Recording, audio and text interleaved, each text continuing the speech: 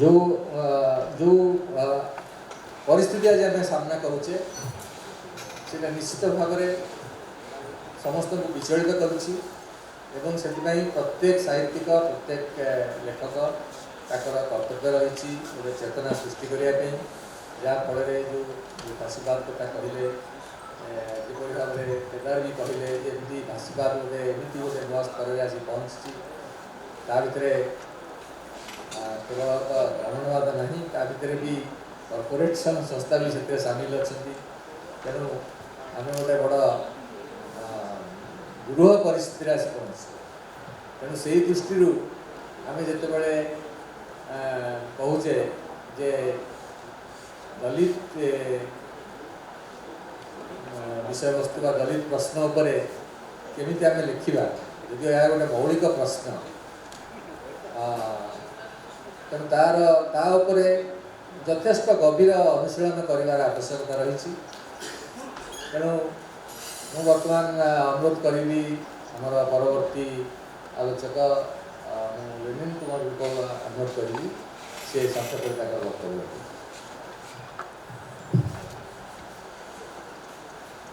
सम्मानीय सभापति उपस्थित साथीवृंद ओडिया अणदलित साहित्यिकों दलित संपर्कित रचना ए संपर्क में दुई पद मते कहवाक कहुई मु किंतु आलोचक नुहे निजर पाठकीय मतामत ही रखी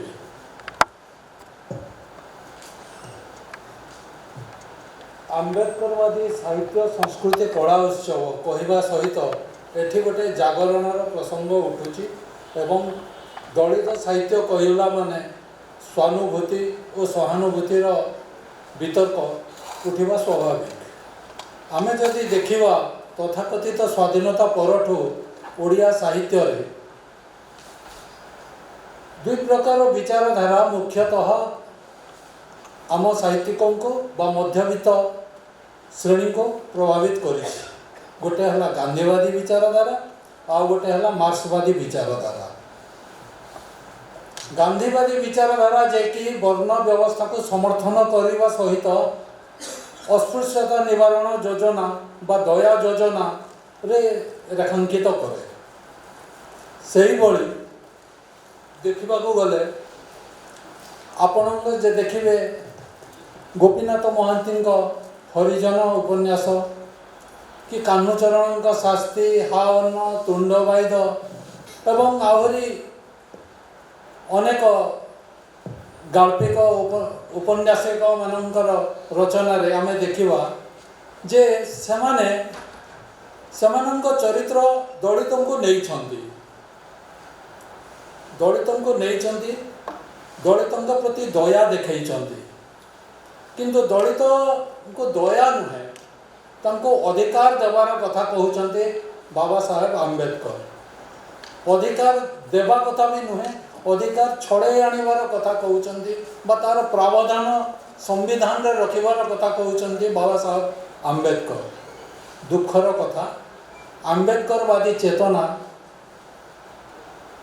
आगरू ओडिशा रे से भली प्रभावित करे नहीं कि दलित आंदोलन से भली मुंड टेकी नहीं ओडिशा रे जहाँ किछि हेउची ए दुई दशंधि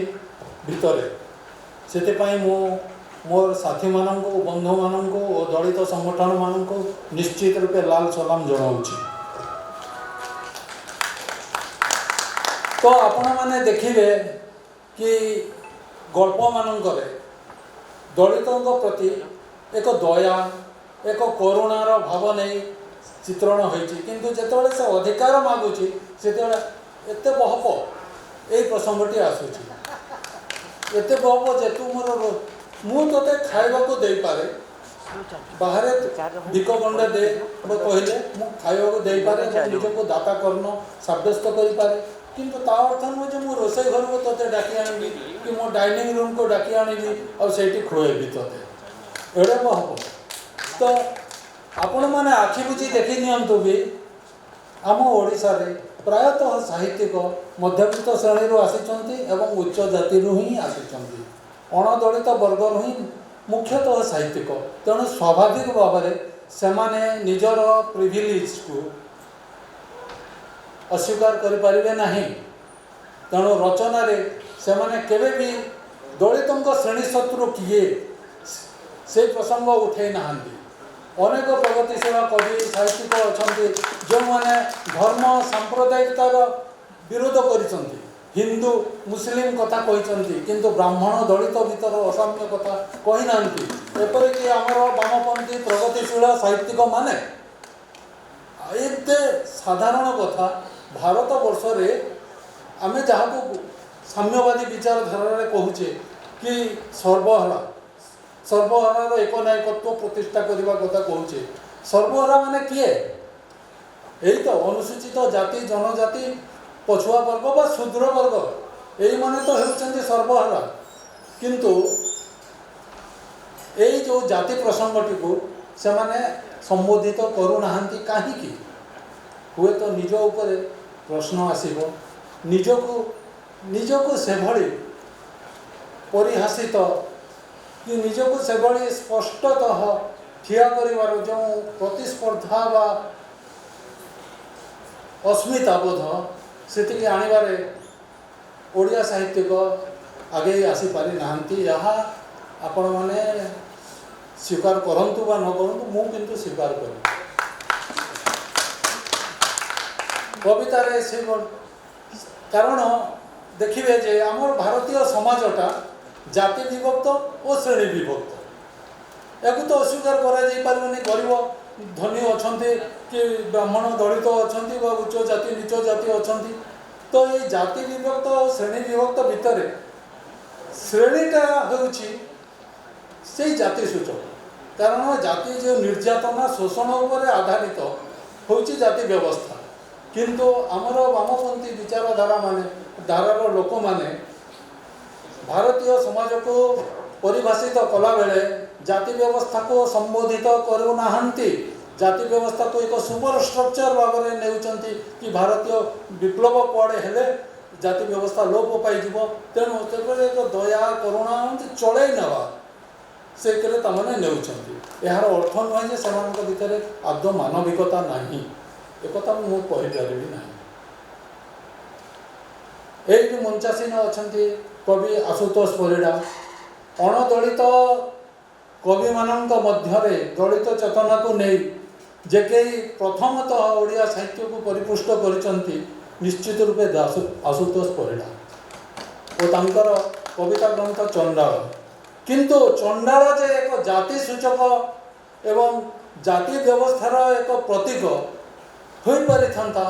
किंतु आशु परिड़ा कहीं ताहाको जाति सूचक बोली नुहे बोली तांको मुखबंधरे लेखिले ताहा आज मध्य मो भितर प्रश्न हो आसी।